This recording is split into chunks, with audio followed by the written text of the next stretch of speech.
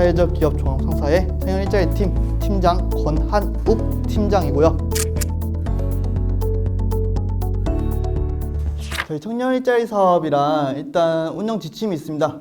보통 취지가 이제 지역 사회적 경제를 통해 청년 일자리 발굴 제공, 한마디로 경상북도 내에 청년들을 유입하여서 그 경상북도 내의 청년 인구 유입수를 높이고 그리고 그 청년들한테 일자리를 지원하고 그리고 정착 지원금 등을 지원하면서 경북 내의 청년들에게 많은 도움이 되는 그런 취지의 청년 일자리 사업입니다.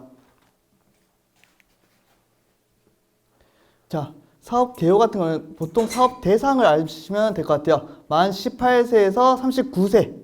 이 만 18세에서 39세란 이번 연도 2020년도부터 시작을 했기 때문에 2020년도 1월 1일부로 만 18세에서 39세 안에만 들어가면 됩니다.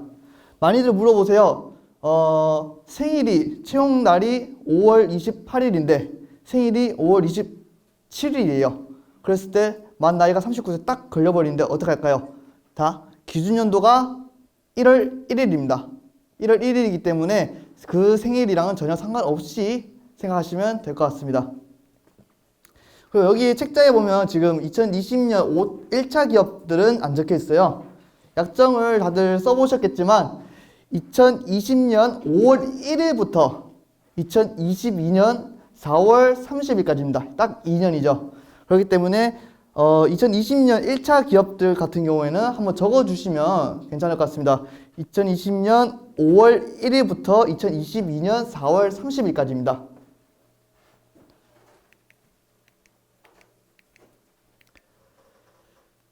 그리고 저희 청년일자리 사업은 운영 주체가 행정안전부, 행안부에서 시작한 사업이고요. 그리고 경상북도 내에서 이제 시행, 관리, 감독 등을 하면서 지금 지역가 소셜비즈라는 사업 지원 기관과 같이 운영을 하고 있습니다.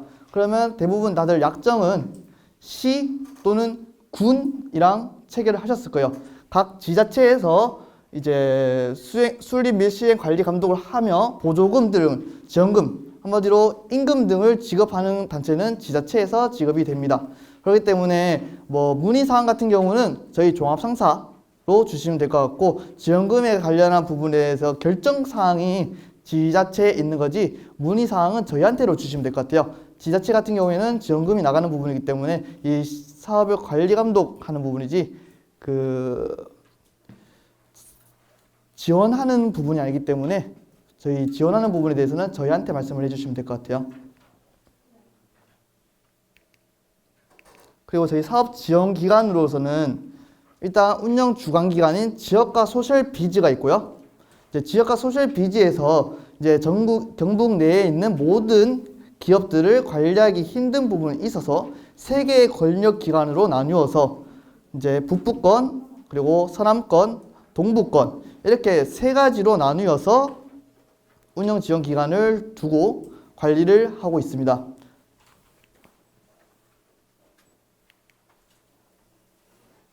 아까 말씀드렸던 것처럼 2020년 1월 1일 기준으로 만 18세에서 39세입니다.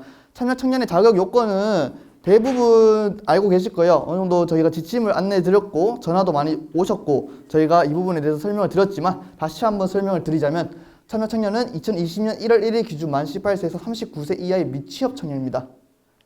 그리고 고용상태 미취업자. 이게 무슨 말이냐? 다른 기업에 고용보험이 들어있으면 안 된다는 말씀입니다. 그렇기 때문에 다른 기업에 고용보험이 들어가 있다. 그러면 그 기업에서 고용보험을 상실 신고를 하고 이제 청년일자리로 들어오셔야 합니다. 뭐 예를 들어서 저희 그 5월 25일부터 뽑으려고 하는데 6월 1일부로 이제 그 기업에서 상실 신고를 만료합니다. 그러면 그 기업은 6월 1일부터 청년일자리 사업을 들어올 수 있습니다. 만약에 뭐 그분이 연차 같은 걸로 해가지고 그 기업에서 남아있는 기간이 있다. 그러면 그 기간 동안 우리 기업에서 일을 하고 싶다. 그러면 고용보험을 들지 않고, 왜냐면 그쪽에 보험이 들어있기 때문에 뭐 지원금을 받을 수도 없습니다. 그 부분에 대해서는. 그렇기 때문에 자부담으로 며칠 동안 일을 한 후에 고용보험이 들어가면서 이제 지원금 신청을 할 수 있습니다. 그리고 지금 지역 요건, 사업 기간 동안 해당 지자체 주민등록 유지인데 이 부분 같은 경우에는 타 지역 거주자도 가능은 합니다. 단 시, 군, 지자체랑 협의를 해서 괜찮다고 한 기업만 가능합니다.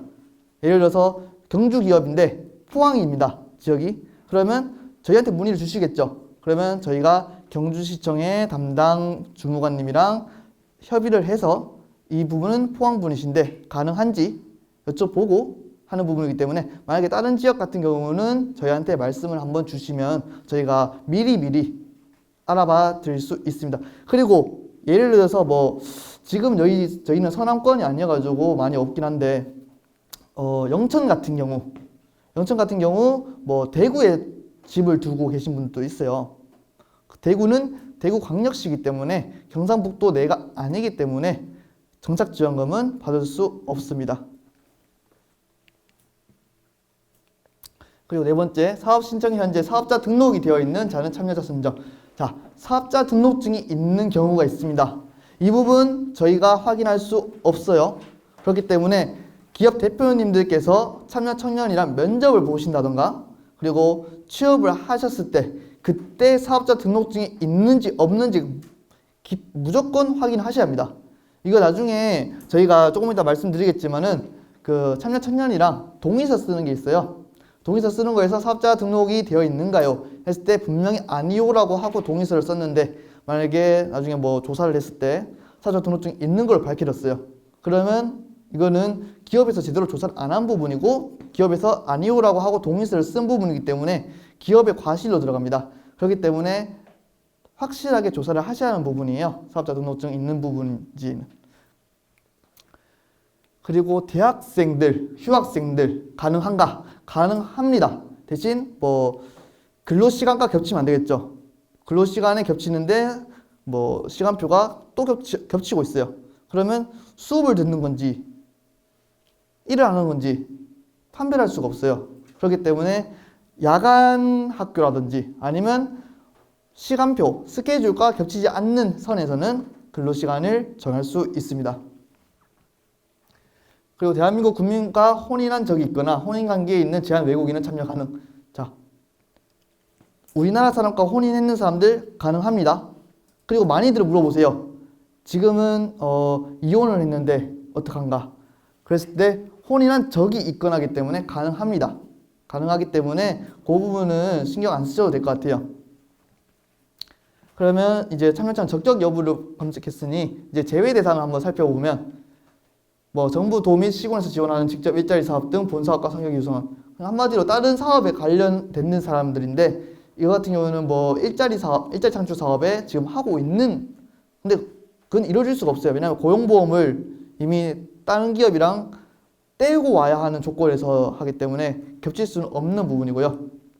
단 뭐 개인이 하는 사업이 있어요. 뭐 취업 연계 이런 걸 해가지고 뭐 취업을 했을 때 인건비를 뭐 받는다든가 아니면 그 기업에서 뭐 다른 인건비를 받는 인건비를 받는 그런 사업들이 있어요. 간혹 그런 사업이 있으면 저희한테 말씀을 해주시고 저희가 한번 그 사업에 대해서 중복이 되는지 중복 지원 여부가 가능한지는 저희가 알아봐 드리도록 하겠습니다.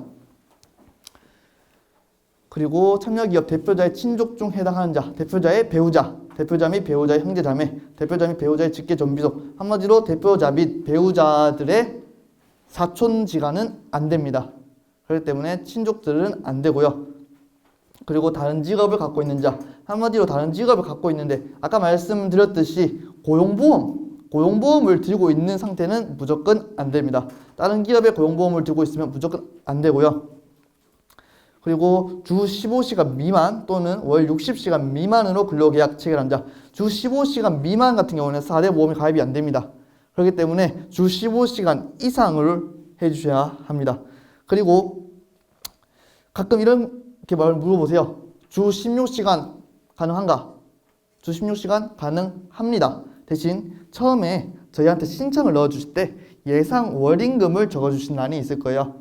만약에 200을 많이들 적어주셨을 것 같은데 200을 적어주셨으면 주 16시간을 일하더라도 200을 주셔야 합니다. 그런 부분이 있기 때문에 그 부분까지 참고해서 근로계약 시간을 정하시면 되겠습니다. 그리고 채용 예정일 이전부터 당해 사업 참여 기업에서 근무하고 있었던 자, 이거 같은 경우에는 원래 우리 회사에서 일을 하고 있었는데 청년 일자리 사업을 받았네? 그러니까 우리 이 사람 자부담하고 있었는데 청년 일자리 사업을 돌리면 안 되느냐? 안 됩니다. 왜냐하면 그거는 일자리 돌려막기인 형식이기 때문에 그 부분은 안 되고요. 대신 저희가 채용 예정일이지만 이 사업에 참여할 목적으로 해서 이제 청년 근로자를 미리 채용한 경우가 있어요. 그런 경우는 무슨 기준이냐? 이 사업 공고일이 제가 검색을 해보니 3월 12일이더라고요. 3월 12일 이후부터 청년 일자리 사업에 들어올 목적으로 채용을 했을 경우는 가능합니다. 근데 지금 제가 알기로는 없으신 걸로 알고 있어요. 네. 그리고 채용 예정일 이전 1년 이내에 사업 기업 참여 기업에서 퇴직한 자. 자, 이것도 많이 물어보세요. 자, 6월 1일부터 채용할 예정인데 작년 5월 달에 퇴사했다. 가능합니다. 왜냐? 1년이 지났으니까. 근데 작년 7월에 퇴사했는데 6월 1일 채용 가능하느냐? 안 됩니다. 7월 달까지 기다려 주셔야 합니다. 1년이 지나야 하기 때문에 그 부분은 좀 기다려 주시면 되겠습니다. 그리고 참여 기업의 등기 임원 및 회원, 이사님들, 그리고 임원분들 4대 보험 가입 안 돼 있습니다. 대부분 4대 보험 가입 안 되기 때문에, 그럼 4대 보험 가입 안 됐기 때문에 우리 회사에서 일한 경험도 없는데 되는 거 아니냐? 그런데 이거는 저희 청년 일자리 사업은 경북의 신입분들 그리고 청년들을 지원하기 사업인데, 이거 사실상 참여 기업에서 임원 부분을 지금 하는 거면 이 청년 일자리 사업 취지와 맞지 않기 때문에 제가 임원분들은 제외를 하고 있습니다.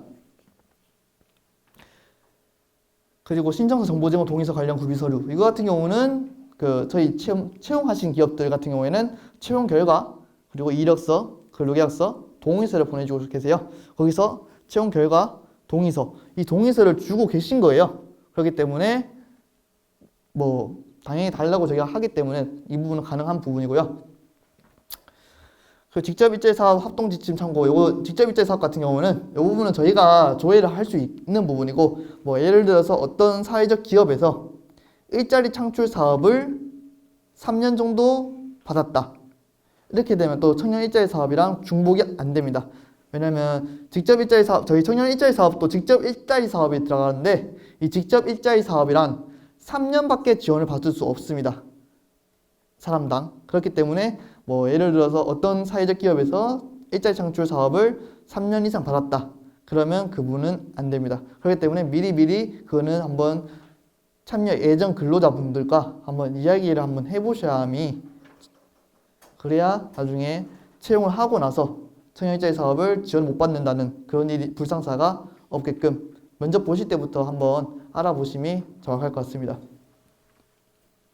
참여 기업의 범위 같은 경우는 사실상 지금 다 참여 기업의 범위에 들어갔기 때문에 이렇게 선발이 되신 부분이라 이 부분은 넘어가도록 하겠습니다.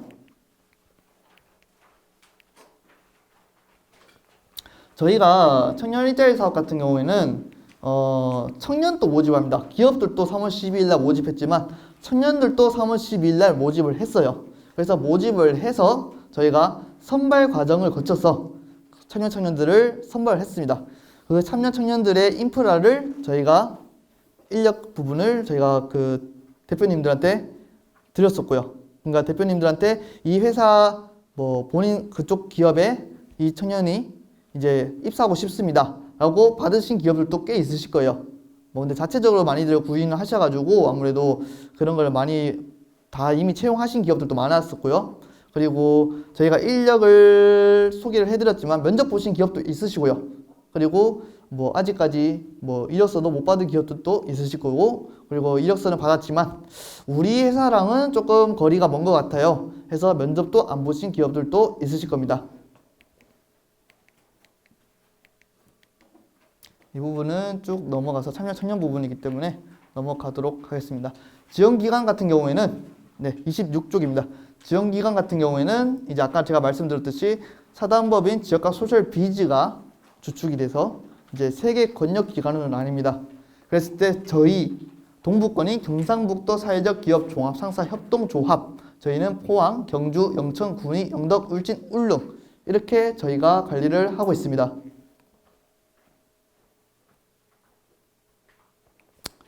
다들 약정서를 다 쓰셨을 거예요. 협약 같은 경우는 이제 지원기관의 장과 이제 협약을 하는 부분인데 그 부분에 대해서 만약에 약정서를 근데 양이 많아요. 약정서 다들 읽어보셨나요? 한번 읽어보셔야 할 것 같아요. 그 약정서의 부분에 해당하지 않는 부분이 있을 수 있기 때문에 그 약정서에 해당하는 부분이 없어야 하는 부분이 있기 때문에 항상 한번 읽어보시고 그 부분에서 약정서를 잘 지켜주시면 될 것 같습니다.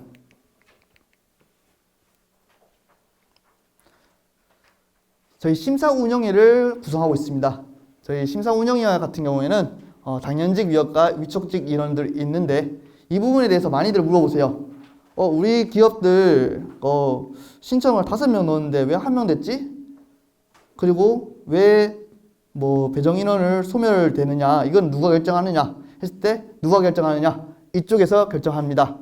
그렇기 때문에 결정하는 부분이 있는 부분이고 공정하게 심사하는 부분이기 때문에 그 부분에 대해서 뭐 우리 기업만 조금 적게 주는 거 아니냐 이런 부분이 아니고 저희가 매출 상태라든지 그리고 그 참여 청년의 예상 월임금이라든지 많은 조건들을 저희가 심사를 해서 들어가는 부분이기 때문에 저희가 그냥 심사를 하는 부분이 아니고 저희가 많은 전문 기관 대학 교수님들 다양한 분야의 전문가들 분들과 같이 심사를 하는 부분이기 때문에 그 부분에 대해서는 좀 양해를 부탁드리겠습니다. 자, 지원 내용 많이 보셨을 거예요. 왜냐 청년 일자리 지원금을 받기 위해서 많이 들어오셨기 때문에 제일 많이 궁금하신 게 지원금 부분일 거예요. 자, 지원 수준 1인 기준 월 최대 215만 원이다. 그러면 월급이 215만 원이냐? 아닙니다. 이게 헷갈리는 말일 수도 있지만 인건비 더하기 정착 지원비가 합쳐져서 215만 원입니다. 그러면 월급인 35만 원 빼면 180만 원이냐? 그게 아니고 무조건 180만 원 지원해드린 게 아니고요. 자, 월 200, 기본급을 200을 드리는 기업의 90%는 180입니다.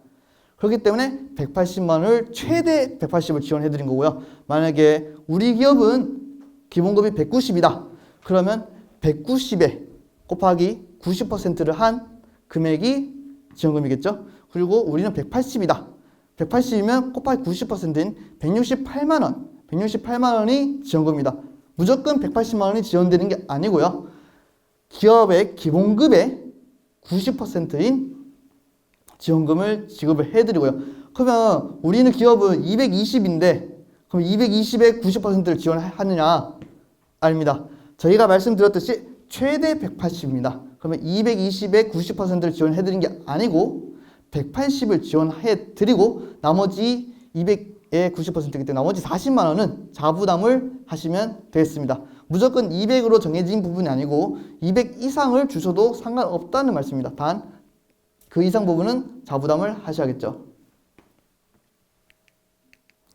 이 참여 청년의 지역 정착급에도 많이 물어보세요. 경상북도 내 지소지를 둔 청년에 대해서 1인 월 최대 35만 원 지급인데 최대라는 말이 들어갔기 때문에 우리는 25 주고 싶은데 안 되느냐?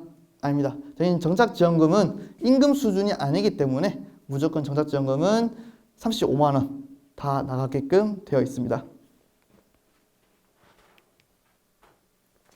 자, 제일 중요합니다. 제일 중요한 부분이고 혹시 펜 있으신 분들은 별표 한번 쳐주시면 감사하겠습니다. 많이들 물어보세요. 지원금 신청서 이거 어떻게 준비하는지. 우리 지금 임금 냈으니까 임금 받아야 하잖아요. 그럼 어떻게 받는지. 자, 지금 5월 달부터 일한 기업들도 있으실 거고 그리고 신규 기업들 같은 경우에는 그 뭐 예전부터 일하신 기업들도 있었는데 보통 월급은 대부분 기업이 2월 10일 날 나갑니다. 2월 10일 날 나가기 때문에 먼저 월급을 지급하신 후에 저희가 10일 이후에 지원금 신청 서류를 검토하러 방문을 드립니다. 그렇기 때문에 아마 5월 달에 처음 오신 기업들 같은 경우에는 6월 10일 이후에 제가 방문을 한번 드리겠죠? 그러면 제가 갔을 때 그냥 가만히 있으면 되느냐? 아닙니다. 서류를 준비해 주셔야 저희가 지원금 서류를 검토하고 그리고 도장을 찍은 후에 그리고 시청에 제출을 하시면 이제 지원금이 나갑니다. 그러면 지원금 신청서, 자, 첫 번째 제일 많이 쓰신데 저거 쓰는 방법은 제가 한 번 더 가르쳐 드릴 겁니다. 지원금 신청서, 그리고 참여청년 이력서, 근로계약서. 이거 처음에 냈는데 왜 또 내냐? 많이들 물어보세요. 이거는 저희한테 한번 주셨는 부분이고, 참여청년 이력서와 그리고 근로계약서는 시청에 들어가는 부분이기 때문에 한 번 더 내주셔야 합니다. 이 부분은 좀 번거롭더라도 양해 좀 부탁드리겠습니다. 그리고 사업장 정보 수집 이용 재원에 관한 동의서, 이 부분에 대한 양식은 제가 한 번 더 설명을 드릴 거지만 여기서도 별표를 한번 쳐주시고, 그리고 제가 나중에 사업 설명의 그 관련 서식 부분에 대해서 설명을 드릴 때 더 정확하게 더 자세히 설명을 드리도록 하겠습니다. 이 부분은 별표만 한번 해주시고 다음에 보실 때 아, 이 서류가 있었지, 이 서류가 있었지 이렇게 챙겨주시면 되겠습니다.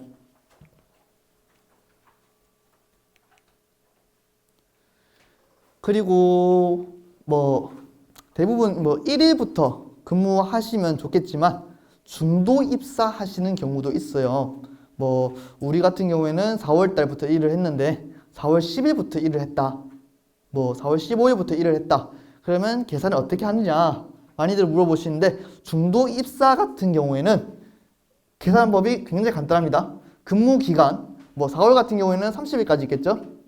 그리고 5월 같은 경우에는 31일까지 있습니다. 그러면 기본급에서 나누기 해당 월 일수만큼 나눕니다. 뭐 4월달 같은 경우는 200, 뭐 기본급 200입니다. 200이면 나누기 30.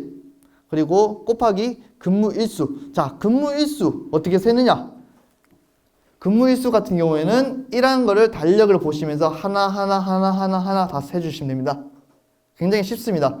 괜히 뭐 토요일, 일요일 뺐다고 하지 마시고 토요일, 일요일 상관없이 10일부터 근무했다. 그러면 10일부터 10, 11, 12, 13, 14, 15, 16 다 세주시면 됩니다. 토요일, 일요일 관계없이. 왜냐? 나눌 때 30, 31에도 토요일, 일요일이 들어가 있기 때문에 근무일수 부분도 토요일, 일요일을 포함해서 세주시면 되겠습니다.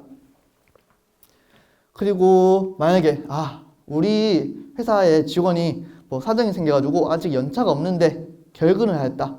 또는 뭐 가끔 뭐 이런 경우는 있으면 안 되겠지만 무단결근 하시는 청년들도 간혹 있습니다.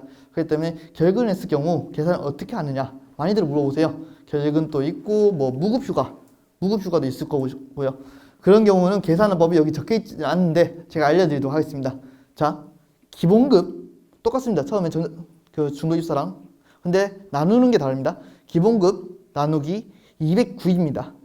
그 209는 그 노동기준법에서 나와진 그 보통은 해당 월마다 조금씩 다릅니다. 주가 몇 개 있는지 모르기 때문에 4.345주를 해서 계산법이 나온 게 209시간입니다. 그 209시간으로 나눈 후에 그러면 시급이 나옵니다. 시급에 곱하기 근무 시간을 하면 되겠죠. 그러면 근무 시간 좀 나누기 힘들다 하시는 분도 계신데, 그러면 포함 기업 빼고는 다 차감 일수로 계산하시면 돼요. 뭐 하루가 빠졌어요. 그러면 나누기 209 곱하기 하루는 보통 기업들 8시간 하시거든요. 그러면 곱하기 8 하는데, 자, 결근 같은 경우에는 주휴수당이 빠지게 됐습니다. 주휴수당 같은 경우도 빠지기 때문에 주휴수당까지 같이 해주시면 하루 빠졌으면 총 16시간을 빠진 거겠죠? 그러면 기본급 나누기 209 곱하기 16 하면 이틀치가 빠지는 거겠죠? 그런 식으로 계산해 주면 됩니다. 주마다 주휴가 빠진 거기 때문에 우리 회사는 한 번에 한 주에 이틀 빠진 게 아니라 2주에도 하루 빠지고 2주에도 하루 빠졌어. 그러면 총 4일을 빼면 되겠죠. 왜냐? 주마다 하나씩 빠지니까요. 그러면 기업에서는 청년들한테 최대한 무급휴가를 안 쓰도록 권장을 하시는 게, 왜냐? 주휴가 빠지면 주휴 하루치가 굉장히 큽니다. 시급 따라 조금씩 다르겠지만요. 그렇기 때문에 주휴 부분이 빠지면 사면청년 임금이 하루 빠졌는데 왜 이렇게 많이 줄죠? 이렇게 물어보실 수도 있고, 그러면 대표님들 그리고 담당자분들께서 주유가 빠져서 그렇다라고 설명을 해 주실 수 있어야 합니다. 가끔 이런 때도 있어요. 이렇게 설명을 해주시면 되는데 몰라? 종합상사에서 빼라는데? 이렇게 설명하면 저희한테 전화 가지고 왜 우리 월급을 빼냐 이렇게 전화 오시는 분도 간혹 있어요. 그렇기 때문에 제가 설명을 드렸는 만큼 요거를 간단 명료하게 설명을 드리시면 되겠습니다. 그리고 많이들 물어보세요. 공휴일 이거 무조건 쉬어야 하느냐? 공휴일 무조건 쉬는 거 아닙니다. 공휴일은 공무원들이 쉬는 날에서 공휴일입니다. 그렇기 때문에 공휴일은 무조건 쉴 필요는 없으시고요. 근로계약서를 처음 쓰실 때 우리는 공휴일날 유급휴일이다. 우리는 공휴일날 안 쉰다. 라고 설정을 처음부터 하셔야 합니다. 그렇기 때문에 공휴일날 만약에 우리는 유급휴일이다. 그러면 근로자는 유급휴일로 쉬는 게 당연한 거고요. 근데 우리는 공휴일은 쉬는 날이 아니라 근무 날짜다. 라고 근로계약을 했으면 그날은 공휴일 상관없이 공휴일이라고 했지만 근로계약서에 일하는 날짜가 됐어요. 그러면 연장근무수당, 휴직근무수당 줘야 하느냐? 안 줘도 됩니다. 근로계약 자체를 공휴일은 설정을 했기 때문에. 근데 공휴일에 유급휴일이라고 설정을 했어요. 근데 회사 일이 좀 바빠요. 워낙 우리 회사 바쁘잖아요. 그러다 보니까 일을 하다 보면 그날에는 휴일수당을 주셔야 합니다.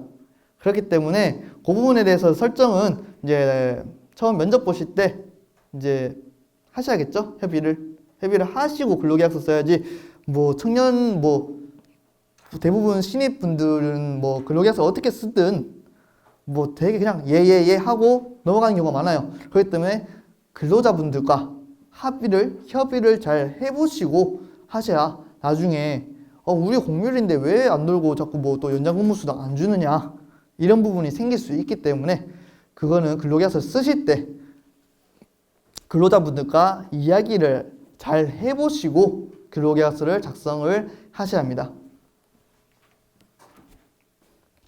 자, 여기도 적혀있습니다. 주 40시간제가 적용되는 사업참여기업. 대부분 주 40시간을 초과할 수 없습니다. 주 40시간을 초과했는 시간에 대해서는 연장근무수당이 발생이 되고요. 자, 우리 기업은 카페 같은 거기 때문에 카페 업종이기 때문에 주 40시간 우리 주 5일 안 된다. 주 6일 돼야 한다. 근데 40시간을 넘을 수 없기 때문에 이 부분은 쪼갤 수 있느냐? 쪼개는 거 가능합니다. 가능한데 주 40시간 안 넘게 쪼개야겠죠? 자, 어떻게 쪼개느냐? 월화수목금 5시간 토요일은 7시간 이런 식으로 해서 40시간만 안 넘게끔 만드시면 됩니다. 단 주 7일은 안 됩니다. 하루는 무조건 쉬어야 해요.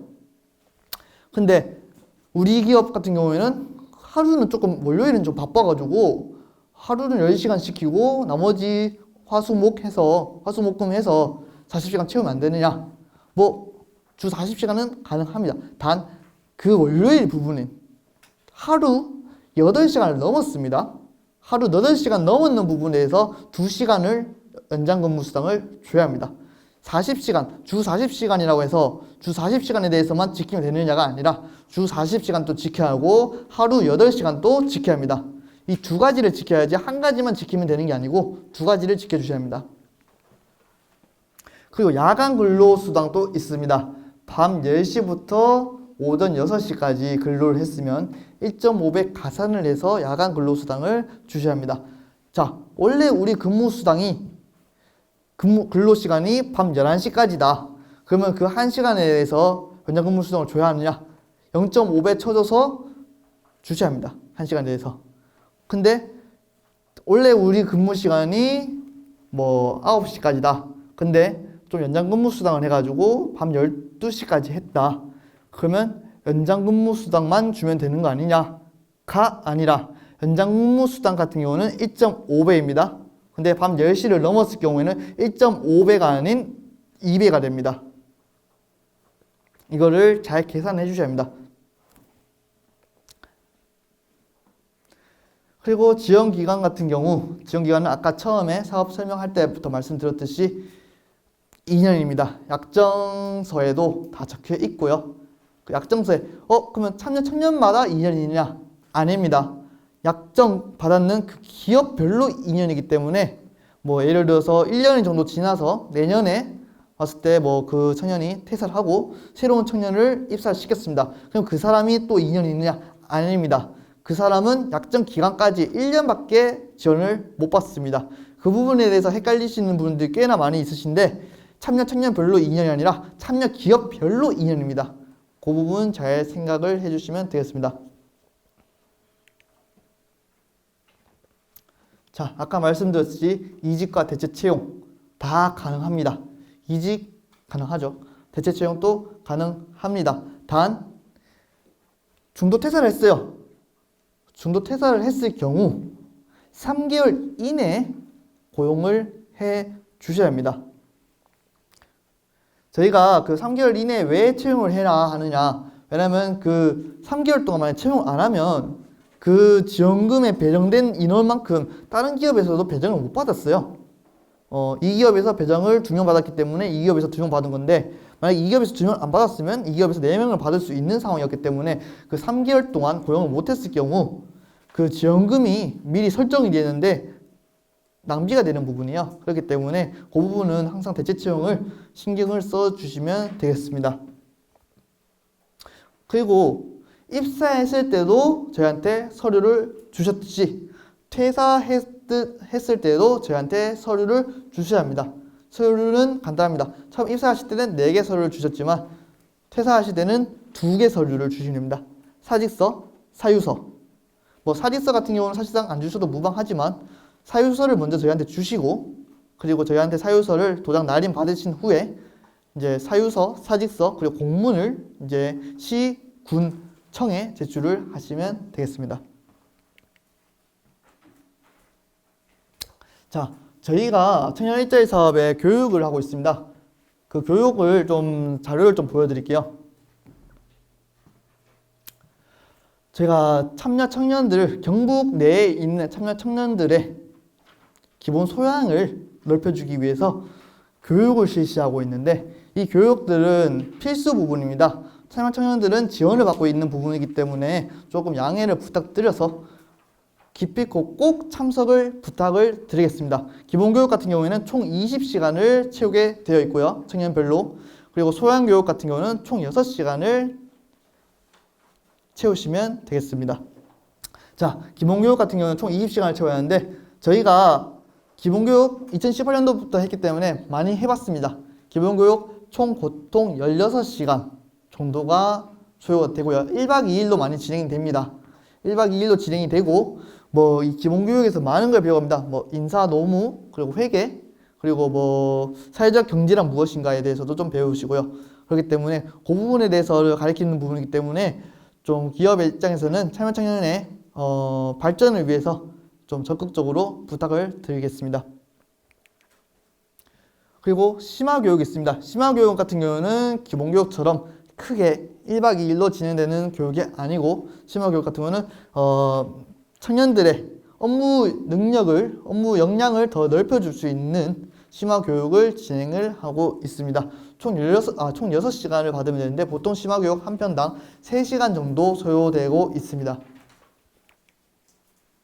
그리고 참여 청년들의 복지를 지원해주기 위해서 저희가 참여 청년들 네트워킹 하는 시간도 가지고 있는데 이 부분은 필수가 아니지만 아무래도 사회적 경제 안에서, 테두리 안에서 저희가 지역 발전을 하기 위한 부분이다 보니 그 청년들끼리 네트워킹을 하고 다음 세대로 넘어가는 부분에 대해서 더욱 발전할 수 있는 발전하는 부분이 있을 거라 판단돼서 저희가 참여청년 네트워킹도 하고 있고요. 그리고 기업 대표님들, 담당자분들도 같이 참여할 수 있는 기업분들의 간담회도 진행을 하고 있습니다. 저희가 지금 원래는 코로나 때문에 원래는 4월, 5월쯤에 교육을 한번 했었었는데 아무래도 코로나 때문에 집체하는 부분도 지금까지도 조심스러운 부분이 있어서 제가 교육은 조금 뒤로 미뤄지고 있는데 교육 부분이 있다면 저희가 최대한 빨리 예정이 되면 빨리 말씀을 드리고 기업의 입장에서 만약에 인력 소실이 별로 없게끔 저희가 최대한 빨리 전달 드리도록 하겠습니다. 네트워킹 같은 경우는 사실상 많이 좋아요. 오케스트라 공연도 있고요. 버스킹 하는 공연도 있고, 그리고 청년들끼리 네트워킹을 하는 시간을 가지는 그런 좋은 시간, 그리고 청년 기업들 간의 연대와 유대를 가질 수 있는, 그리고 서로 기업들 간에 도움을 줄 수 있는 소통의 장을 열어드리고 있습니다. 그리고 저희가 원래는 7월쯤에 예정되어 있었는데 한 조금 미뤄질 것 같아요. 어떻게 될지는. 일단 사회공헌 사업, 저희가 요 사회공헌 사업도 저희가 계획을 하고 있습니다. 그리고 저희가 지금은 작년에 있었던 분들도 몇 분 갔다 오셨겠지만 선진지 견학으로 해서 기본교육을 대체할 수 있습니다. 이 기본교육을 대체할 수 있을 만큼 이제 시간을 할애해 드리고요. 그리고 1박 2일로 저희가 선진지, 그러니까 선진 사회적 경제 기업들을 방문해서 이 사회적 경제 기업은 어떤 식으로 운영을 하고 있는지 이런 것들을 탐방하고, 그리고 같이 간 청년들과의 네트워크를 구축할 수 있는 그런 시간도 가지고 있습니다.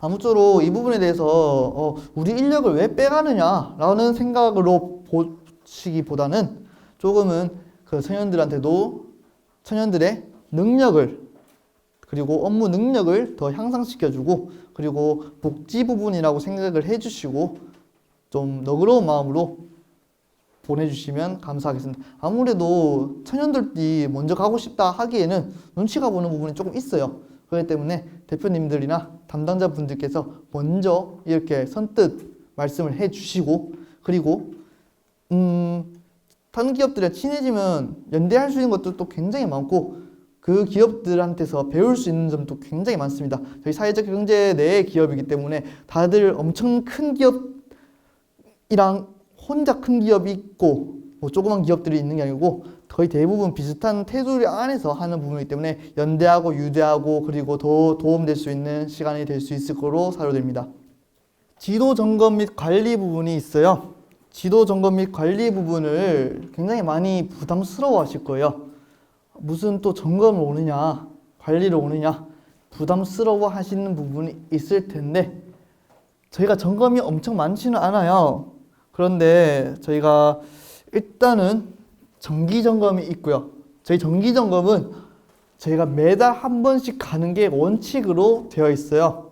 그렇기 때문에 저희가 매달 한 번씩 방문을 드릴 예정이고요. 뭐 여의치 않는 상황에서는 저희가 뭐 격월로 가는 상황도 있겠지만 원칙이 매월 한 번 가는 거기 때문에 저희가 매번 방문을 드리는데 반갑게 맞이를 해주셨으면 좋겠습니다. 저희가 지원금 신청 서류 검토를 하는 부분이 있기 때문에 지원금 신청 서류 검토하러 가면서 저희가 그 기업에 방문을 해서 뭐 참여 청년이 뭐 이상이 있는지 없는지, 그리고 뭐 기업에서 뭐 저희한테 뭐 묻고 싶은 것도 있으실 거고, 뭐 아니면 제가 보고 싶을 수도 있으기 때문에 제가 방문을 드린 거기 때문에 저를 반갑게 맞이해 주시면 감사하겠습니다. 중간 점검이 있을 거예요. 근데 이 부분은 사실상 모든 기업을 다 가는 게 아니고요. 뭐 잘하는 기업을 갈 수도 있고요. 뭐 조금 서류가 미흡하다 하는 기업도 갈 수 있겠고, 그리고 뭐 어떤 기업을 가는지는 저희도 모릅니다. 아까 말씀드렸듯이 운영위원회에서 결정하는 부분이 있어서 어떤 기준으로 결정이 된지는 사실상 저도 알지는 못하지만 그 기업의 중간점검 가는 부분이 있는데, 중간점검에 대해서 되게 뭐 생각하실 필요는 없을 것 같아요. 뭐 어떻게 준비를 해야 하느냐. 출석부 항상 매월 며칠 맨날 매달 쓰시는 대로 항상 그날 쓰시면 되겠습니다. 출석부 항상 써주시고, 그리고 서류 항상 모아주시고, 그렇게만 해주시면 되겠습니다.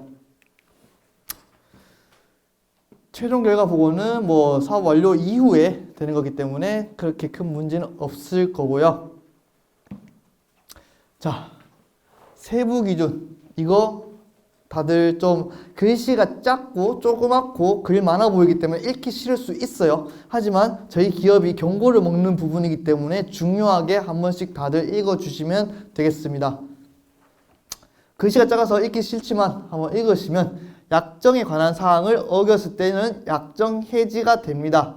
약정 해지가 때문에 제가 아까 말씀드렸듯이 약정서는 꼭 읽어주시면 되겠습니다. 그리고 고용에 관한 사항, 4대 보험, 사회보험료를 체납된 경우 일단 지원금 신청 서류 부분에 대해서 4대 보험 완납 영수증이 있습니다. 그 영수증을 안 냈으면 일단 지원금 서류를 못 내기 때문에 지급 중지가 되겠죠? 그리고 만약에 다음 달로 넘어가서 4대 보험료를 아직까지 안 내셨으면 주의가 들어갑니다. 주의가 들어가는 부분인데 저희가 주의를 드리는 게 아니고 저희가 시청이랑 이야기를 해서 주의를 드리는 부분입니다. 그렇기 때문에 이 부분을 읽으셔서 참고를 하셔서 주의 또는 경고를 받아서 이제 누적되다 보면 약정 해지까지 가는 상황이 됩니다. 그렇기 때문에 약정 해지가 되지 않도록 모두 다 이걸 주의 깊게 읽어주시면 되겠습니다. 그리고 근로자에 대해서 임금 체불이 나갔을 경우에도 당연히 지급 중지 또는 그리고 경고가 나갑니다. 아까 위에 부분은 4대 보험료 부분이기 때문에 주의가 나갔지만 임금 체불 부분은 경고가 나옵니다. 경고가 나갔을 경우 경고 한 번 받고 또 다시 받으면 2번 받으면 약정 해지입니다. 그렇기 때문에 한 번 받으면 되지 라는 생각으로 임금 체불이 나오면 다음 기회에 한 번 더 받게 되면 약정 해지가 되기 때문에 항상 임금 체불이 없도록 주의를 해주시면 되겠습니다. 그리고 사업 공고일이 속하는 달의 직전 3개월 전부터 약정 체계 근로자 고용조정이죠. 한마디로 기존의 고용 인원을 퇴사시키고 청년 일자리로 돌려서 쓰는 경우죠. 자, 우리 기업은 5명이 있었습니다. 자, 청년 일자리 쓰기 전에 5명 있었어요. 근데 청년 일자리가 들어왔네? 그러면 우리 6명인데 우리 6명까지 필요 없는 기업이야. 그러면 우리 기존 인원을 1명 퇴사시키고 청년 일자리를 넣겠다. 이런 거 안 된다는 말씀입니다. 일자리 돌려막기 형식이기 때문에 그 부분은 안 되고 항상 고용 인원을 유지를 해주셔야 합니다. 그러면 어떻게 알고 유지를 하느냐? 처음에 신청서를 내셨을 거예요. 신청서를 내실 때 4대 보험 가입자 명부를 내셨을 거예요. 고용보험 가입자 명부라든지 4대 보험 가입자 명부를 내셨을 텐데 그때 고용된 인원에 대해서를 유지를 해주시면 되겠습니다.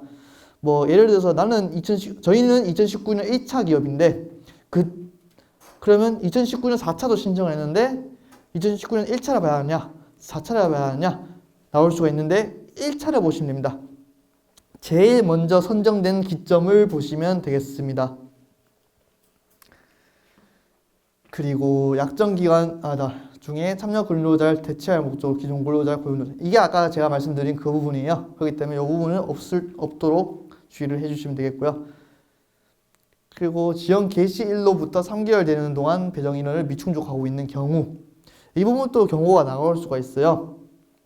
근데 보통 감원이 많이 이루어지고 있습니다. 예를 들어서 우리 기업은 지금 3명을 받았는데 고용을 하다 보니 고용이 잘 안 돼서 2명밖에 채용을 못했어요. 그러면 1명을 3개월 동안 채용을 못했을 경우에는 아까 말씀드렸듯이 운영위원회를 결성해서 심사를 한 후에 그 1명에 대해서 배정인원이 감원이 될 수가 있습니다. 그렇기 때문에 배정인원에 대해서 항상 고용을 할 수 있도록 노력을 해주셔야 되겠습니다. 그리고 지원금이 인건비로 집행되지 않거나 사업 취지 맞게 지출한 경우 한마디로 지원금을 딴 데 썼다는 거죠. 부정수급 부분이기 때문에 당연히 부정수급 부분은 경고가 들어간 부분이고 지원금을 현금으로 주셨다던가 월급을 저희가 조금 이따 서류 다시 말씀드리겠지만 급여 이체증이 필요해요. 급여 이체증이 필요한데 우리 기업 현금을 줬다. 안 됩니다. 현금을 주시면 안 되고 항상 급여는 이체증이 필요합니다. 그렇기 때문에 은행을 통해서 항상 급여를 지출을 해주시고요. 그리고 지원금 또는 참여 근로자한테 돈을 주고 한마디로 인건비를 줘놓고 다시 돌려받는다는 형식이라든가 아니면 정착지원금은 참여 청년 개인의 계좌로 시 또는 군청에서 지원이 나가는데 그 정착지원금 그거 우리 기업으로 다시 돌려내라 하면 약정 해지 상황이 되기 때문에 그런 경우가 없도록 주의 또는 주의를 해주시면 되겠습니다. 그리고 참여 청년 거주지 뭐 포항에서 포항 가는 건 괜찮아요. 근데 뭐 갑자기 포항에 있던 사람이 지금 주민등록등록물을 보니까 갑자기 서울로 가 있네? 근데 전착지원금 신청을 했어요. 전착지원금은 제가 말씀드렸듯이 경북 내에 있는 사람한테만 나가는 건데 갑자기 이 사람이 서울로 가 있고 그렇게 돼 있으면 이 부분에 대해서 저희한테 말씀을 미리 해가지고 전착지원금 부분을 조정을 하면 괜찮지만 말씀도 없이 그냥 갑자기 서울로 된 상태에서 지원금을 신청할 경우에는 시군청이랑 협의하에 경고가 들어갈 수도 있다는 부분. 그리고 부정수급 안 됩니다. 부정수급 한 경우에는 무조건 약정 해지입니다. 그렇기 때문에 부정수급을 하면 안 되는 부분이고, 네, 조심하자는 게 아니고 무조건 하면 안 되는 부분입니다. 그렇기 때문에 항상 주의를 해주시면 되겠습니다. 그리고 회계관리사항 같은 경우는 회계장부 부분이 안 맞는 거든지 아니면 뭐 사업운영관리사항, 뭐 모니터링, 제가 뭐 지원금 신청 서류 뭐 검토하러 갔는데 제가 지원금 서류 검토하러 갔는데 오늘 보여주기 싫다, 오늘 이따가 이상하게 보여주기 싫네 해서 저희한테 안 보여준다던가 그런 형식이 된다던가 뭐 저희가 협조를 안 했, 저희가 말씀드린 거에 협조를 좀 안 했을 경우 뭐 경고가 들어간다고 되어 있는데 다 저희는 저한테 협조적으로 잘 대해 주실 거라 믿어 의심치 않습니다. 그렇기 때문에 이 부분은 넘어가도록 하겠습니다. 기타 부분도 뭐 교육 네트워크 이 부분에서 뭐 비협조적인, 제가 아까 말씀드렸듯이 다 잘해 주실 거라 믿어 의심치 않기 때문에 저는 이 부분은 넘어가도록 하겠습니다. 믿습니다. 믿습니다. 진짜 믿습니다. 그리고 사업 중도 포기하는 부분도 있는데 저희가 청년 일자리 사업 같은 경우 처음에는 고용을 하려고 뽑았는데 이상하게 일자리가 안 뽑히네, 3개월이 넘어서도 안 뽑히네, 이랬을 경우 포기도 가능합니다. 하지만 최대한 노력을 해주셔야겠죠. 이 청년 일자리 사업 배정받은 게 굉장히 힘들게 배정받은 인원입니다. 그렇기 때문에 그 인원에 대해서 고용 부분을 조금 더 노력을 해주신다면 청년분들도 이 기업에 입사를 하실 거라 생각됩니다. 자, 참여기업 신청서, 이거는 다들 처음에 신청하셨을 거예요. 신청하실 때 이 서류를 가지고 신청하셨을 거예요. 다들 이 서류를 가지고 계실 거예요. 이 서류를 안 가지고 계시더라도 한번 찾아보셔야 해요. 왜냐? 예상 월임금을 얼마 적어서 냈는지를 기억 못 하실 수도 있어요. 예상 월임금, 우리 기업 얼마 했더라? 기억 안 날 수 있어요. 단, 이 서류를 보시고 예상 월임금을 한번 확인해 보셔야 해요. 우리가 얼마 냈는지. 200만 원이 냈다. 그러면 참여청년 입사에 시켰으면 200만 원을 무조건 주셔야 합니다. 200만 원 이상은 되지만 밑으로는 절대 안 되는 부분이 있기 때문에 예상 월임금 이 부분은 항상 조심을 해 주셔야겠습니다. 항상 지금 우리 기업이 얼마 예상 월임금을 냈는지 잘 체크를 해 주시면 되겠습니다. 자, 서식 4번입니다. 저희가 한글 파일로 지침이랑 관련 서식을 보내드렸어요. 뭐 만약에 못 받으신 기업들 같은 경우에는 저희한테 말씀을 해주신다던가 전화를 해주시면 제가 다시 보내드리도록 하겠습니다. 왜냐하면 저희가 신청하실 때 메일로 보내드렸기 때문에 뭐 그 메일을 확인 안 하셨다던가 뭐 그런 경우도 있기 때문에 그 부분에 대해서 저희가 다시 보내드리기 때문에 메일 주소를 가르쳐 주시고 그렇게 해주신다면 저희가 다시 보내드리도록 하겠습니다. 관련 서식 처음에 채용을 했을 경우 4가지 서류가 필요합니다. 자, 첫 번째 서류입니다. 채용 결과 적어주시면 되고, 그리고 참여청년 이력서. 자, 우리 청년들 처음에 입사할 때 이력서 썼는데 왜 또 이거 이력서를 써야 하느냐? 번거롭겠지만 이 부분에 대해서 개인정보 수집 이용 제공 동의서를 작성해야 하는 부분도 있고, 그리고 저희가 필요한 부분에 대해서 적은 부분이 있기 때문에 요거는 양해 좀 부탁드리겠습니다. 번거로우시더라도 이력서 그렇게 크게 쓰는데 엄청 복잡한 부분이 아니거든요. 그렇기 때문에 한 번 더 작성을 해서 저희한테 제출을 해주시면 되겠습니다. 그리고 개인정보 수집 이용 제공 관한 동의서, 이 동의서도 작성을 해주시고요. 그리고 한 가지 지금 여기는 안 나와 있어요. 근로계약서. 근로계약서까지 총 4개를 작성해서 저희한테 보내주시면 되겠습니다. 보통 지금 다 신규 기업들이 대부분이시기 때문에 채용을 했을 때 서류를 제일 많이 물어보세요. 그랬을 때 아까 말씀드렸던 채용 결과, 이력서, 동의서, 그리고 근로계약서 이렇게 총 4개를 입사 이후 5일 이내로 보내주시면 되겠습니다. 5일 이내로 넘었는데 우리 뭐 입사 안 되느냐?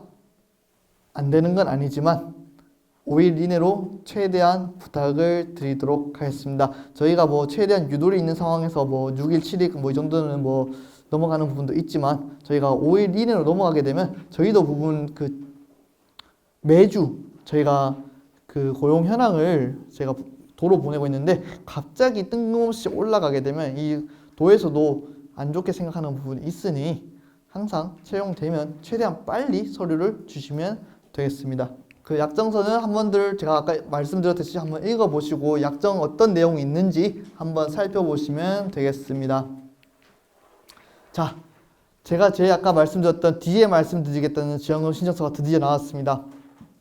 이 지원금 신청서 이 부분에 대해서 약간 졸리시더라도 바짝 들으시면 되겠습니다. 지원금 신청서 같은 경우를 작성해 주시는데 굉장히 간단합니다. 기업명, 대표자 소리지, 연락처, 인증번호, 사업자 등록번호 등등 적어주시면 되고 계좌번호는 지원금 신청 서류를 받을 통장을 적어주시면 되는데 이 통장은 새로 만드시던가 아니면 영원인 상태로 시작을 하셔야 해요.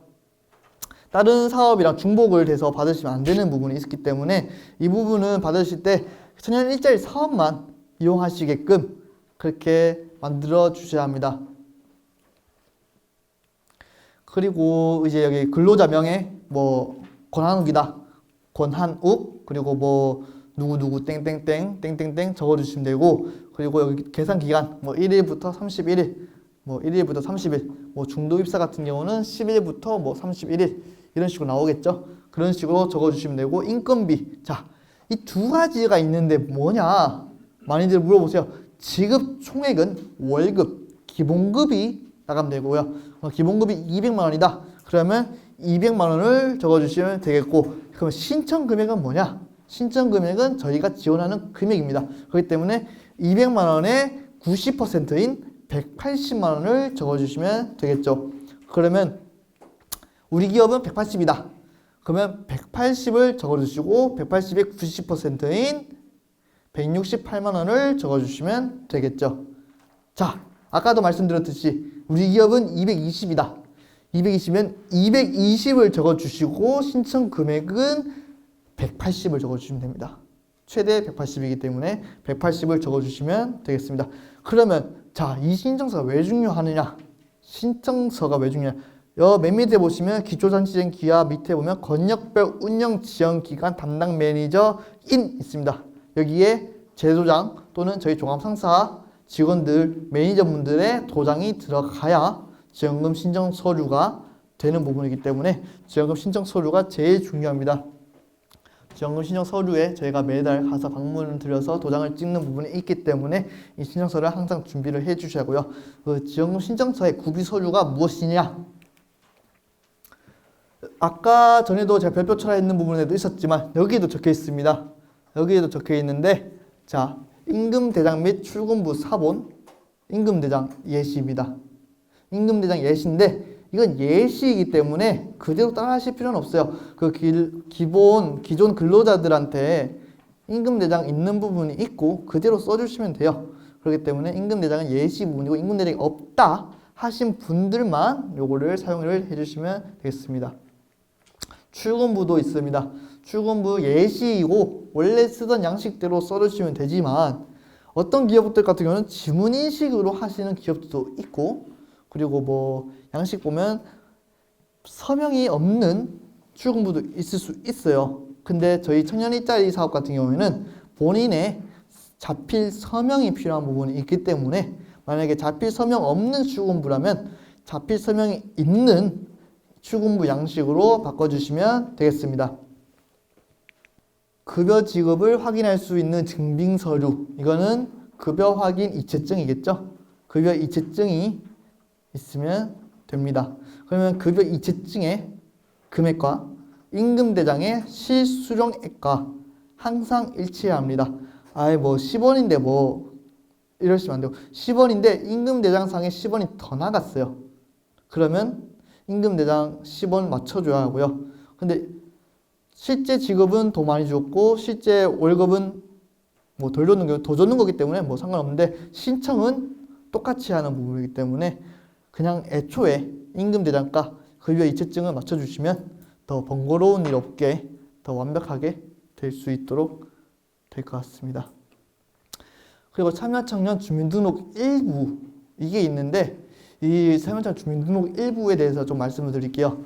왜 매달 주민등록 등본을 귀찮게 떼게 하느냐 말씀 많이 해주세요. 근데 이 부분에 대해서는 저희가 아까 말씀드렸듯이 경북 내에 청년이 있는 걸 확인해야 하는 부분이기 때문에 저희가 주소 변동 이력까지 있는 부분에 주민등록 등본을 받고 있습니다. 그렇기 때문에 주민등록 등본을 항상 받아주시면 되겠고요. 이 부분에 대해서 말씀 하나 더 드리는 게 포항기업, 포항에 계신 기업들도 계실 거예요. 포항기업들 같은 경우에는 주민등록 등본 아니고 주민등록 초본으로 바뀌었습니다. 포항기업만 주민등록 초본을 제출해 주시면 되겠습니다. 포항기업들은 거기에 짝대기 끊고 초본으로 적어주시면 되겠습니다. 그리고 주소 변동 이력이 항상 나와 있는 주민등록 등본을 떼주셔야 저희가 지원금 신청 서류를 갔을 때 또다시 등본을 떼는 일이 없을 것 같습니다. 그리고 참여청년 이력서 및 근로계약서 이 부분은 아까 말씀드렸듯이 이력서 근로계약서 다시 준비를 해주시면 되겠고요. 그리고 참여기업 명의의 통장 사본 이거는 처음 신청하실 때만 제출하시면 되겠습니다. 그리고 전월에 4대 보험료 납부 영수증 이거는 지로 영수증을 넣으셔도 되고요. 그리고 그 국민건강관리 포털에 들어가면 이제 또 4대 보험 완납 영수증을 뗄 수 있습니다. 그거 떼는 거 간단하니까 그거 떼주시면 되겠습니다. 그리고 참여청년이 처음에 해당 월에 뭐 신규 입사를 했다던가 그러면 4대 보험 기준으로 저희가 근로계약서를 작성해야 하는 부분이 있기 때문에 4대 보험 가입 신고서 그리고 퇴사를 했을 때는 4대 보험 상실 신고서를 제출을 해주시면 되겠습니다. 그리고 사업장 정보 수집 이용 제공에 관한 동의서는 여기 뒤에 보시면 대표자용 해서 사업자 정보 수집 이용 제공은 근로계약서 근무시간과 급여가 명시되었나요? 예. 뭐 아니요. 잘 읽어보셔야 돼요. 다 예 하면 안 됩니다. 이거. 잘 읽어보시고 어떤 거는 아니요 해야 하는 부분도 있고 어떤 건 예를 해야 하는 부분도 있기 때문에 꼭 읽어보시고 동의서를 작성해 주시면 되겠습니다. 그리고 참여 청년별 자격 확인 및 개인정보 수집 이용 제공에 관한 동의서 이거는 대표자용 밑에 보면 참여 청년용 똑같이 생긴 게 또 있어요. 요거를 작성을 해주시면 됩니다. 자, 여기서 많이 헷갈리시는 거 있습니다. 처음에 입사할 때 동의서를 또 작성해야 했었는데 여기서도 동의서가 있네? 그러면 어떤 동의서일까? 입사하실 때 저희한테 주시는 동의서는 아까 앞에 말씀드렸던 회색 화면에 동의서를 제출해 주시면 되고요. 지원금 신청 서류를 제출을 해 주실 때는 이 2장짜리입니다. 초록색이 들어가 있는 2장짜리 동의서를 제출해 주시면 됩니다. 결국 동의서가 2장이겠죠. 요거 안 헷갈리게 체크해 주시면 되겠습니다.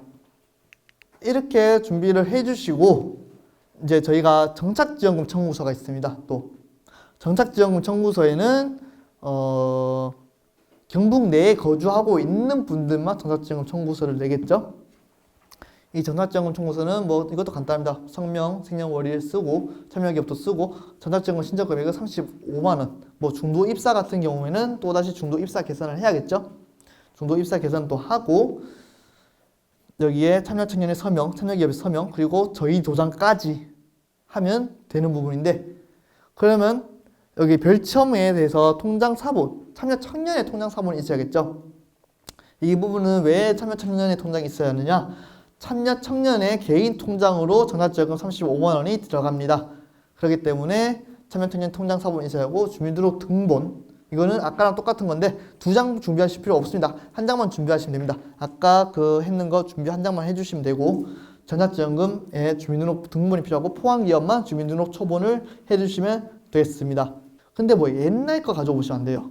주민등록 등본을 옛날 거 가져오시면 안 되고 만약에 5월 1을 했으면 5월까지 다 일을 했는 부분이기 때문에 6월 됐을 때 주소가 경북이 있어야겠죠.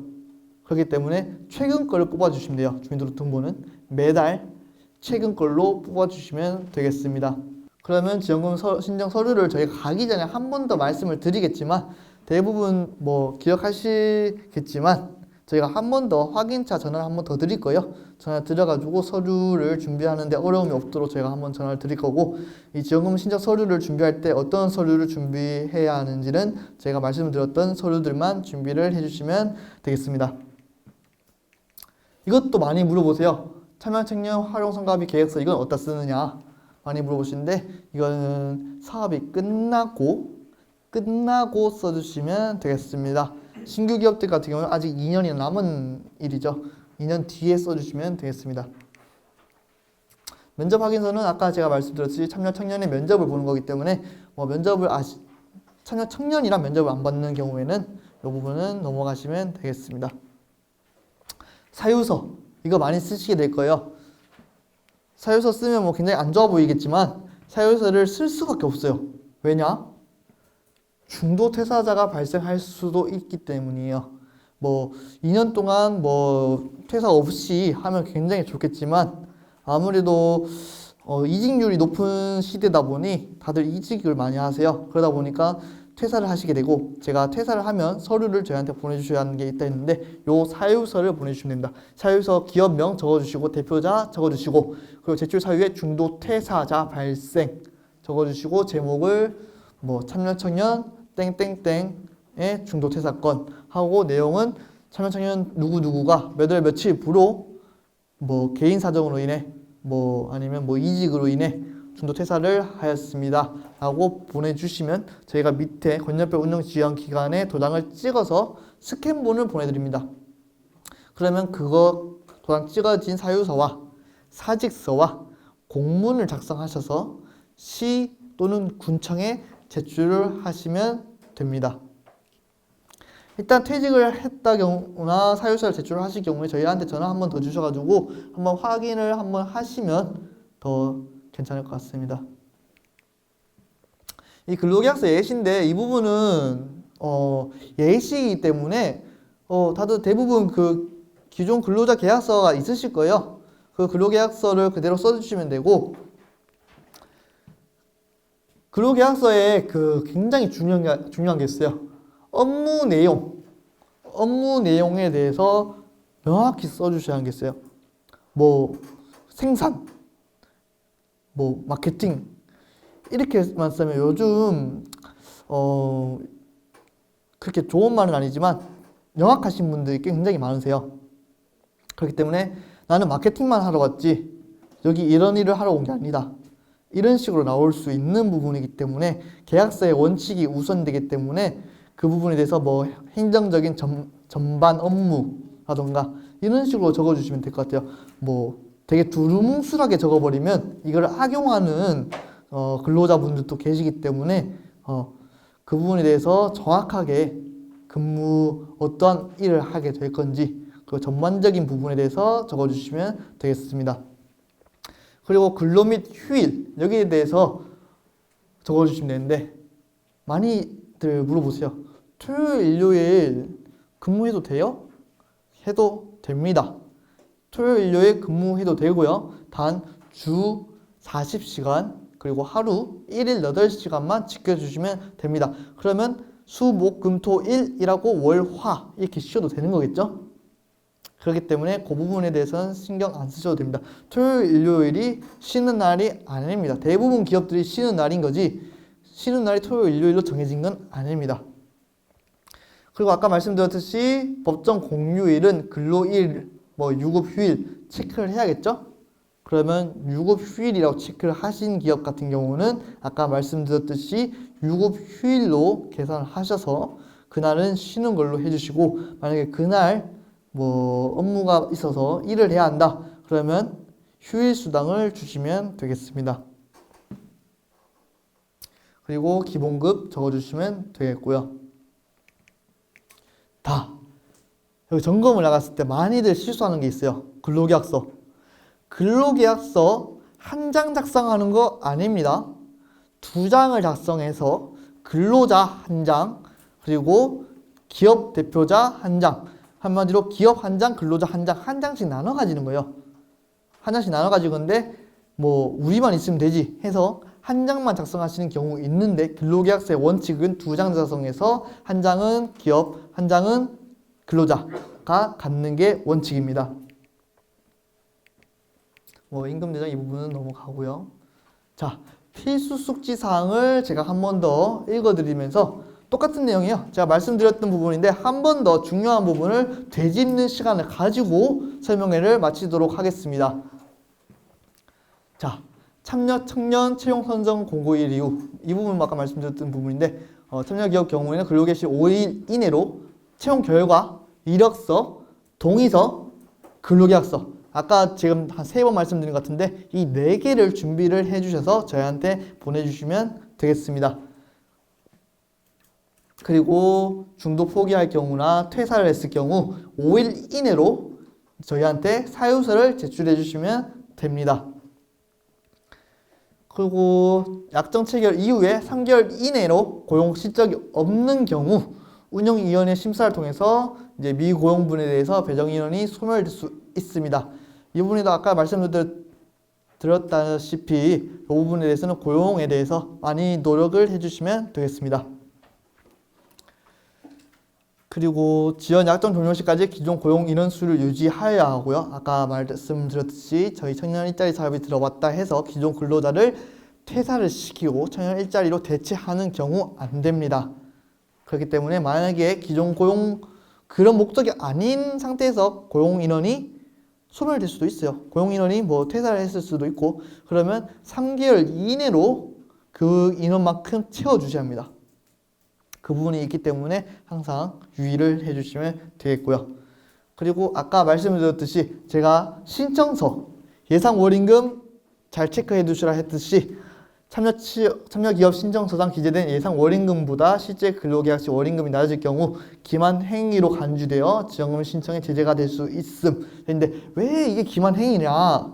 우리 처음 생각과 다를 수 있지 않느냐? 라고 생각할 수 있으세요. 하지만 신청을 할 때 저희가 심사를 하는 부분에 대해서 예상 월임금이 이 심사에 대해서 많이 선택이 되는 부분인데 200을 주기로 해서 저희가 이 기업에 2명 정도 배정을 했는데 이제 와서 선정되고 나니 180을 주겠다 하는 부분이 되기 때문에 이 부분이 기만행위로 보인다는 거거든요. 그렇기 때문에 예상 월임금을 항상 체크해 주시고 이 임금보다 낮은 임금을 주지 않는 일이 없었으면 좋겠습니다. 그리고 뭐 이거 사항 같은 경우는 뭐 어떤 기업은 처음 배정받은 기업도 있을 거고 뭐 기존에 있었던 기업들도 있을 건데, 그러면 2019년도 받은 기업들도 있을 거고 2019년 뭐 말쯤에 받으신 기업도 있는데 이 배정 인원은 무조건 앞에 거 먼저 채우고 들어가야 합니다. 뭐 2019년 인원이 있었는데 2020년 인원가 있었는데 2019년 인원이 퇴사를 했어요. 그러면 2019년 인원 먼저 채우고 2020년을 채워주셔야 합니다. 그리고 뭐 참여청의 근로계약 기간은 뭐 가부적 기한에 정함이 없는 정규직 또는 약정 종료일까지 체결하는 건데 이거는 살짝 권고 사항이기 때문에 이 부분은 기업의 입장에서 한번 생각을 해주시면 될 것 같고 이 부분은 또 있어요. 그러면 우리 3개월만 채용해도 되느냐? 이거는 3개월 채용하면 안 되고요. 무조건 1년은 너무 좋아요. 왜냐? 퇴직금 부분이 있기 때문에 저희가 어떤 기업 같은 경우에는 퇴직금 안 주기 위해서 11개월 하는 경우도 있어요. 그런 부분을 방지하고자 해서 저희가 최소 근로계약 기간은 무조건 1년으로 두고 있습니다. 그렇기 때문에 1년 이상만 두시면 되겠습니다. 그리고 사업기간 동안 아까 말씀드렸듯이 요거는 월급이 먼저 나가고 저희가 가서 지원금 신청 서류를 검토한 후에 지원금을 받으실 수 있기 때문에 그 인건비 부분에 대해서 그 기업의 재정 상황을 미리 체크를 해 두셔야 할 것 같아요. 지원금이 뭐 엄청 늦게 나온 건 아니지만 저희가 지원금 신청 서류를 검토하고 시청에 들어가고 하다 보면 뭐 5월 임금이 6월 말쯤에 임금비가 나갈 수도 있어요. 그렇기 때문에 기업의 재정 상황을 한번 체크를 해두심이 좋겠습니다. 그리고 근로계약을 통해서 필수교육 20시간, 아까 말씀드렸듯이 기본교육 협조 부분인데, 아까 말씀드렸듯이 저는 대표님들이랑 담당자분을 믿기 때문에 협조를 잘 해주실 거라 믿고 있습니다. 참여 제한자 범위는 아까 말씀드렸듯이 보시면 되겠고, 질의회신 부분인데 이거는 한번 읽어보시면 되는데, 아까 똑같은 내용인데 제가 삭제하는 부분을 좀 말씀드릴게요. 조금 잘못된 부분이 있어요. 7번 질의회신 부분에 7번이 있어요. 7번을 삭제해 주시면 되겠어요. 이 부분은 전작지원금이 예전에는 참여청년 개인 계좌로 나간 게 아니라 전작지원금도 임금 형식으로 해서 기업에서 전작지원금이 나가는 시절이 있었어요. 그 부분에 대해서 삭제가 안 된 부분이라서 이 부분은 삭제해 주시고 그 기본급에 대해서만 4대 보험료 납부해 주시면 되겠습니다. 그리고 전작지원금 이 부분에 대해서 일부 또는 전체 지원받지 않을 수 있는지 여부도 이거 옛날 사항이에요. 지금은 경북 내에 있으면 무조건 35만 원을 다 받아야 합니다. 그렇기 때문에 우리 기업은 참여청년이 임금도 높은데 전작지원금까지 받으니까 다른 근로자랑 너무 갭이 크다 라고 생각을 해서 전작지원금을 안 받으면 안 되느냐 하시는 기업도 있는데, 저희가 이 정착지원금은 청년들한테 정착을 경북 내 청년들에게 지원해주는 임금이 아닌 수당 부분이기 때문에 무조건 나가야 합니다. 그렇기 때문에 이 부분은 삭제를 해주시면 되겠습니다. 그러면 설명해 봐주셔서 감사합니다. 네, 조심히 들어가십시오.